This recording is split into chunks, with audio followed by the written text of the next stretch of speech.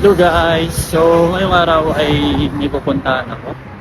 Nagigitain ako ng isang tao na matagal ko rin nakasama nung nasa Pinas.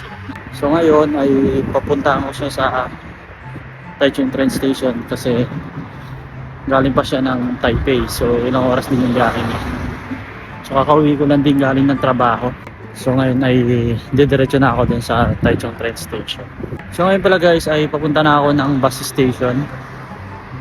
Ilang minuto lang din yung lalakarin. So bali nandito na ako sa bus station guys. Sorry magulo yung buhok ko kasi malakas ang hangin dito. Tsaka mahaba na ulit yung buhok ko kaya magulo. So dito guys, ayan makikita nyo dito sa mga bus stop yung number ng mga bus na pwede nyo sakyan. Tapos yung mga address na pupuntahan, yung mga station na pupuntahan. So naka-ano lang siya, naka-Chinese lang siya, pero kapag i-translate mo yan, syempre maano mo rin na English. At dito nga ay binuksan ko yung application na ginagamit dito sa Taiwan, yung bus tracker, para tignan kung anong bus ba yung malapit nang dumating. At dito nga ay nakita ko yung malapit nang dumating ay yung number na 307, 308, tsaka yung 310. At makalipas nga ang ilang minutong pag-aantay ay nakasakay na din ako ng bus na number ay 307.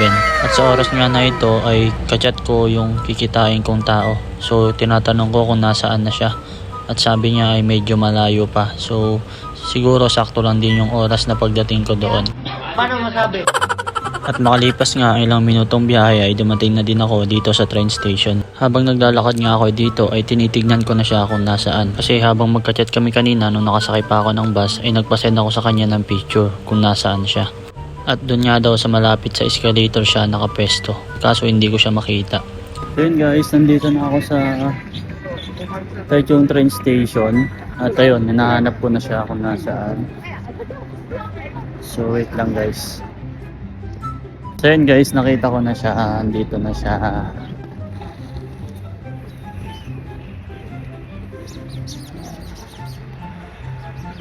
Ayun o. Uy! Ayan na guys.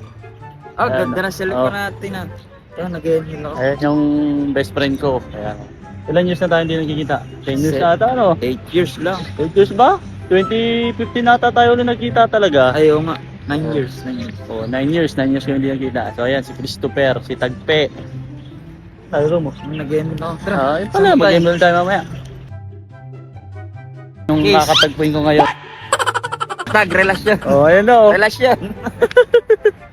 So yun na guys, nakasakay na kami ng bus. Punta na kami sa room namin. Taxi naman kami ngayon. Katapos na ng bus. Yeah.